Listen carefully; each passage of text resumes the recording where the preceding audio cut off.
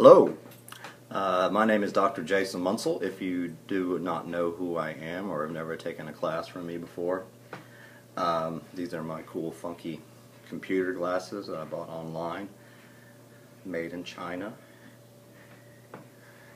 Makes everything so sparkly and cool. For this is the very first sort of online lecture type thing, but it's not really a lecture. It's just going to be going over the syllabus.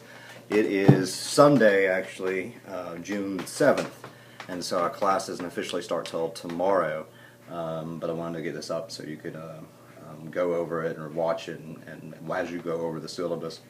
Though I know you can read the syllabus, but sometimes it's helpful if I sort of try to explain some stuff. And of course I did put some stuff on last week.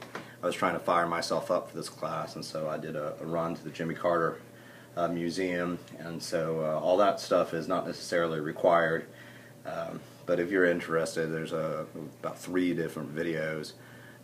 There's or 4 maybe. There's like a clip of the introductory film for the museum, and then I try to go over part of the syllabus, but I was not very successful because I found myself getting very bashful in front of other folks, because you know it's a public place. So. But I'm here at home right now, which is sort of my style of doing the online lectures, since I know that you will probably be watching all this stuff at home as well, after work or whenever you do it, which is also part of the cool nature of an online class. You can sort of watch this stuff whenever you want to. And there are no set face-to-face things at all, so everything is totally online. So high-tech. So I'm just going to go over the syllabus, and then I got a super duper surprise for you at the end. I have a friend here who wants to talk to you, and so just keep that in mind. Okay, so this is presidential rhetoric. There's actually there are so many people who enrolled in this class. There's actually 2 different sections. So same material, same lectures, but just 2 different sections. So some of you are going to be in the 290D C3, and others will be in the 290, I guess it's still D, section 23. So just realize that there's 2 sections, and you're in one of them if you're watching this. Again, my name is Dr. Jason Munsell, Professor of Communication Studies. If ever you address me, you can address me as Dr. Munsell or Jason. I really don't care these days. So do whatever you would like to do. My office is in Cottingham Theater, if you know where that is, room 207 or office 207 upstairs. But it might be that we never actually see each other face to face for this particular class. Or FTF, as I say the cool kids call it. But of course, if you need to meet with me, I'm happy to meet with you face to face. If you need that type of, if you need me to clear some things up, or you just need that type of help, just let me know. And then I have my office phone there, but again, because I won't really be in my office all that much, it's probably better just to email me. And then my office hours, since this is an online class, and everything's virtual. And so what I'm going to do, of course, again, as I said, I can meet you face to face. But I'm going to be from Monday, Tuesday, Wednesday, and Thursday evenings. I will be on Facebook from 8 to 9 p.m. and I'll also be checking my email. And so if you email me or if you live chat me on Facebook during those times, you'll get immediate feedback.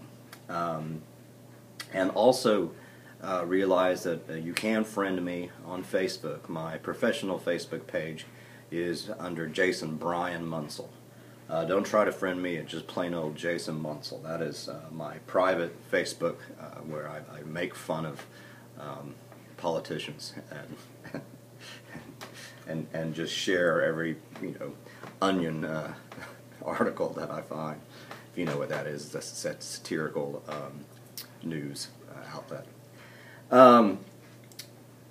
Okay, and then my email, jmunsell I do have a Gmail account if something gets screwy, but I hardly ever check it. I probably should, but that's Dr. J. Munsell. And again, I just told you I'm on Facebook as Jason Brian Munsell, and Brian, by the way, is my middle name. It's not just sort of a random thing that I put in there.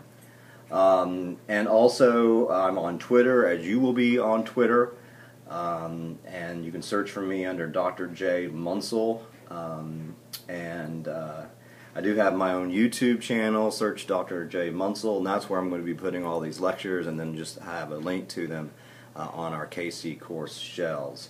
I also have a Tumblr blog that I'll tell you more about later on, because you too will need to create your own sort of presidential rhetoric Tumblr blog. So you can find me there as well. It's also, I think, under Dr. J. Munsell. I have to go double check that.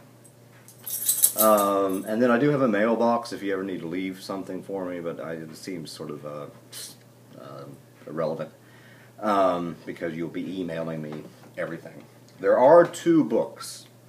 Presidents Creating the Presidency, Deeds Done in Words by Carlin Cors Campbell and Kathleen Hall Jameson, which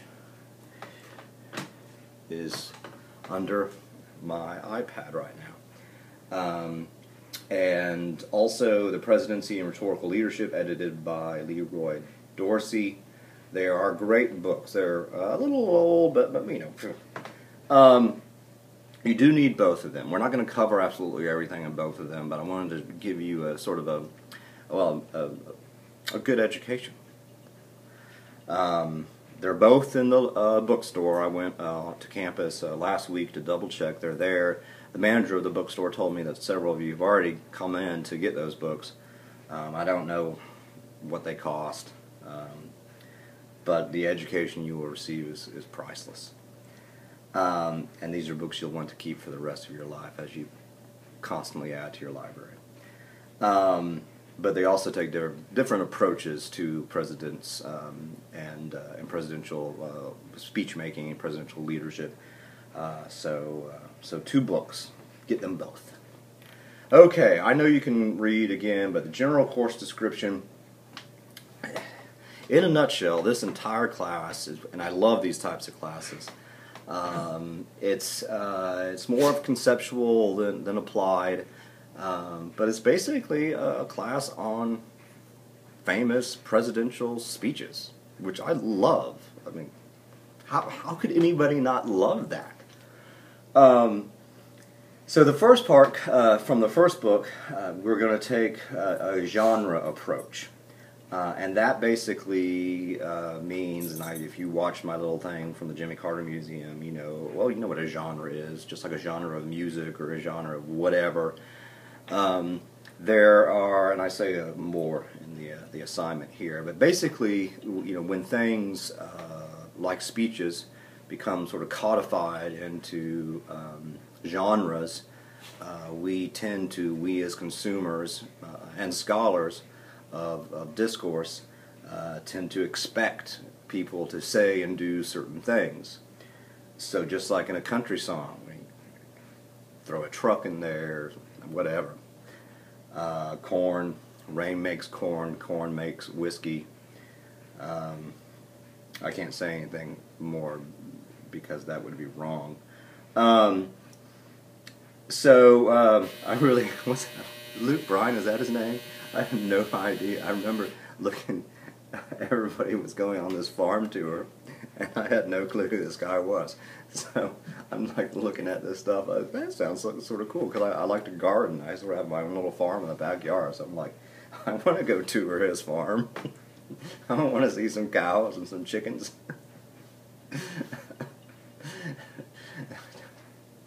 Chicks and ducks and geese better scurry.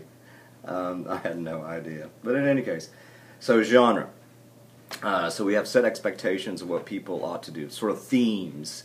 So when we look at presidential speeches, we know we got the inaugural address, we got the State of the Union address, we got war speeches, we got national eulogies, we got all these sort of set type or kind or genre of speeches. And so that's what we're going to cover first. We're not going to cover all of them, but we're going to cover quite a few of these genres. That's sort of the first 2 weeks of the class. And we only got 4 weeks. And then the second approach is from the second book, which looks at presidential leadership, but how presidents approached their positions or their jobs or certain situations from a particular sort of vantage point. And that is where this idea of prudence comes in. And prudence, we'll talk about this more, but prudence is basically this notion of balancing. I mean, it goes back to practical wisdom, phronesis, sort of balancing the ideal good with what is practically possible. What's the most expedient thing that we can do here, right? Bernie Sanders wants to make free, college tuition free, or all that type of stuff, which would be great and wonderful. Is that practical in our society as it is? Probably not. But what's the in between? How can we find the in between the rising cost of college education and it completely being free? There's got to be a middle ground. Let's debate. Let's compromise. Let's try to find the most practical thing to do. And the practical thing isn't always the sexiest thing to do, but many people argue it is a very good brand of leadership. So we'll be looking at specific presidents who dealt with particular situations and how they, or scholars, indicate that they showcased, mainly through their discourses, prudential leadership. That's the second part, and that would be the last 2 weeks of class. And then, I always have, everybody always has to have certain slows or learning objectives or learning outcomes. And all I can do really is to invite you to learn this stuff. You got a lot of autonomy here, and you've got a lot on your own plate with an online class like this, and particularly when there's no exams. So it's what you put into it. But hopefully you will learn about rhetoric and genre, and how taking a genre approach to presidential rhetoric can help us sort of critically analyze discourses.